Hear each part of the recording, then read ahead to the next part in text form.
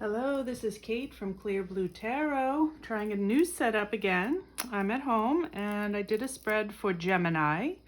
It's a timeless reading, so whenever you view it, it's hopefully going to be applicable to your situations at that time. So I'm just going to ring my bowl here just to set the tone for the reading, to get everything cleared for the message.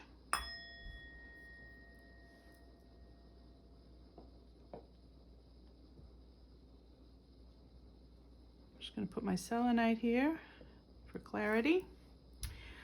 Okay, so Gemini, this reading is very nice reading.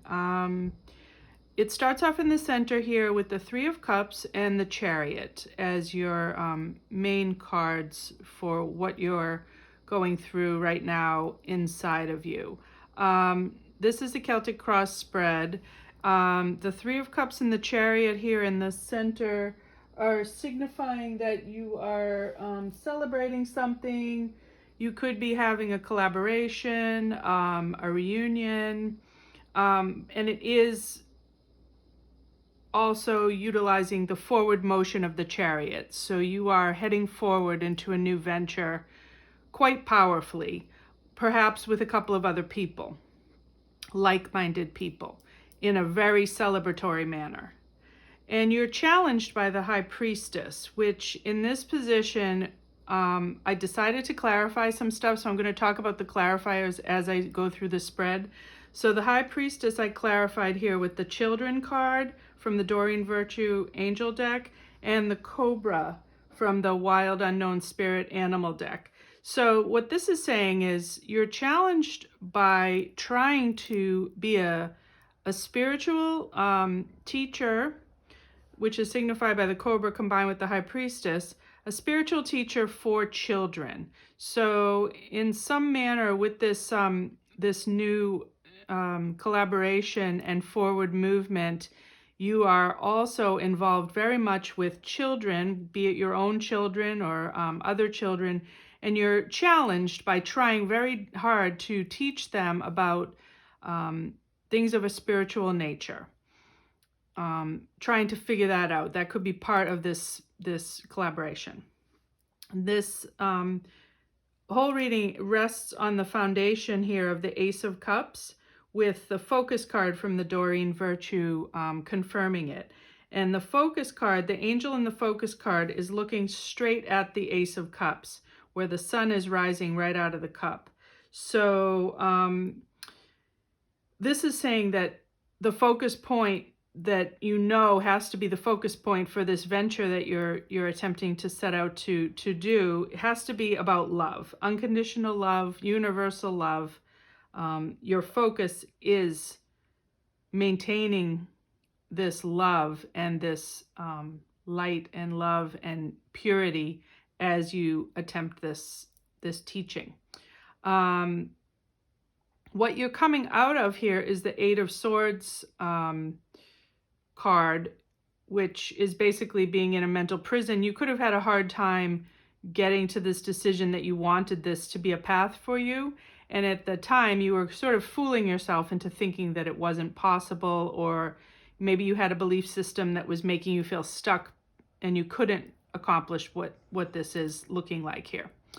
The Crown, if everything works the way that you're hoping, one thing that you're going to have happen for you is you're going to come across some sort of hidden knowledge, some sort of secret, some sort of hidden moon-like. This is the moon card, so it signifies in this spread to me quite obviously there's some sort of secrets that are going to come to light, and you're going to have revelations, which is probably not going to be an easy thing because it's clarified by the forgiveness card. So there's going to be something that comes up as you do this process that you're going to realize you need to have more forgiveness. And that could also be an aspect of what you're trying to teach as well, is the nature of forgiveness, where you let go of the anger, even though you never are going to completely forget the experience. in a certain way with love, you're always grateful for any experience, even if it's difficult, because through forgiveness, we get to this butterfly. That was clarifying the forgiveness, was this butterfly, which is this transformation. So as you release anger and as you get back to love, you transform into this butterfly. And this card, butterfly card in this deck, is saying to you, seek out your friends. As you are in the cocoon and you're healing and you're waiting to emerge, your friends will help you. And that could be here as well, this Three of Cups in the center. Maybe you're surrounded by some friends right now that are nurturing you as you're transforming through forgiveness into this butterfly to be able to do this.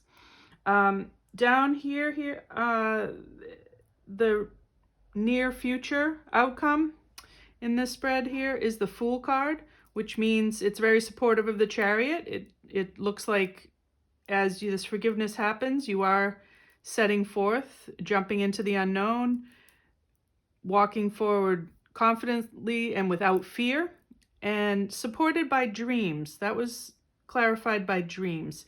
So perhaps you've been having some sort of dreams that have led you to this idea that you want to pursue. You've been dreaming about it. You've been going into your intuition, and that's what's leading you forward. Things have been coming to you that make you feel inspired, which, I mean, this is all so flowy, because down here we have the Hierophant and the Knight of Cups.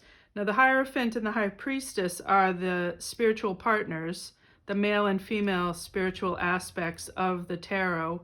So that is inside of you right now, very much supporting the High Priestess energy. And what the world is seeing is the Knight of Cups, which is this offering of love. So you are embracing the Ace of Cups and showing that out to the world, with the Firefly spirit sparking this energy. And this is about inspiration, a flash of inspiration that comes quickly, that you have to grab it when it comes and use it creatively, because as it flashes, it goes away very quickly. But they say that the Firefly has the light of the stars. So it's the inspiration from the divine, bringing you into this feeling of creativity and love and spirituality. So your challenge, or your hopes and fears, is the Hanged Man. Maybe when you were in this bind here, you had a little bit too much time in the Hanged Man and you don't want to do it again.